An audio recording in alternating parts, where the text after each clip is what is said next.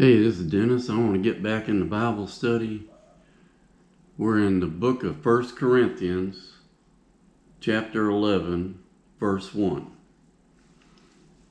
Paul said, "Be ye followers of me, even as I also am of Christ. Now I praise you, brethren, that ye remember me in all things, and keep the ordinances as I delivered them to you. But I would have you know that the head of every man is Christ, and the head of the woman is the man, and the head of Christ is God, God the Father. Every man praying or prophesying, having his head covered, dishonoreth his head." And I want to discuss this just a little bit before we go on. And I know back in 1978, I was in the Army trying to walk with God as close as I could. Read the Bible. Well, I got saved in 77, and I just read the Bible all the time. We went to Germany on a reforger, and my hobby when I was not working, I was going to these big cathedrals and churches and wandering around, and I was just amazed at the size of these churches. And I noticed that, and it was usually women, I'd see a woman come in there and she'd kneel down to pray, and she'd have like a scarf, and she would cover her head before she prayed. I thought, okay, so it made me think about these verses we're getting ready to read. I know one time I stopped by a Mennonite church and talked to the preacher there, and I asked him, I said, "Why do your women cover their head all the time?" He said, "Well, the Bible says we are to pray without ceasing." I said, okay. Well, I know when I was a kid growing up, my grandmother and a great uncle, my mom and dad, they were Pentecostals. And the practice then for the women was they had long hair, and they would take their hair and ball it up on the top of their head. For myself, I know if I'm ever praying out loud, I take my hat off if I'm wearing a hat. I wear a lot of hats. But going back to the thing of praying without ceasing, if I'm praying on the inside and I got a hat on, I don't necessarily remove it. But if I'm praying out loud, I take my hat off. If I go to church and when I go into the sanctuary, I uncover my head. When I leave the sanctuary, I put my hat back on. All right, well, let's go on. Verse 5.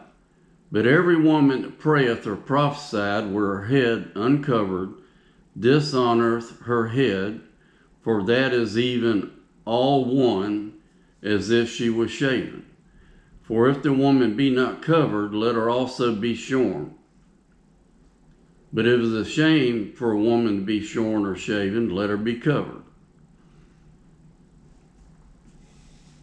For a man indeed ought not to cover his head, for as much as he is the image of the glory of God, but the woman is the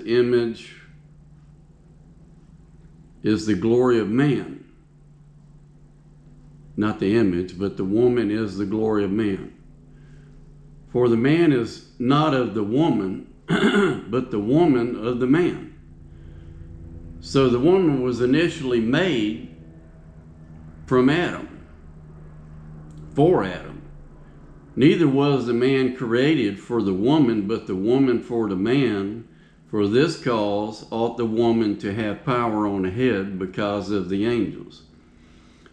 Nevertheless, neither is the man without the woman, neither the woman without the man in the Lord. For as the woman is of the man, even so is the man also by the woman." So initially, the woman was created from man, and then from then on, You can't have a man without a woman. A woman's got to give birth to a man. That's what I'm thinking it's saying here. Judging yourselves, is it comely that a woman pray unto God uncovered? Doth not even nature itself teach you that if a man have long hair, it is a shame unto him? And reading verse 14, it makes me think about the Nazarene vow. Now, way back when, if you took the Nazarene vow, you were not supposed to cut your hair. So a man could have long hair. And Jesus was a Nazarene. I know I wasn't there, but all the pictures and stuff I've seen him, Jesus had long hair. I don't know. But if a woman have long hair, it is a glory to her, for her hair is given her for a covering. And that makes me think about the women in the church when I grew up, you know. Their hair was their covering. But if any man seem to be contentious, we have no such custom, neither the churches of God. Now, verse 16, like I said, I don't know it all. I don't understand it all. I welcome comments on this. Is Paul saying if anybody, okay, if they're contentious or they got a problem with what I'm telling you right now about covering or uncovering your head, well, just to heck with it. We have no such custom, neither the churches of God. I don't know.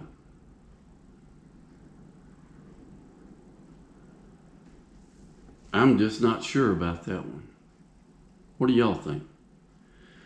Well, God bless y'all. I hope you have a good week, a good day. Walk with God one day at a time.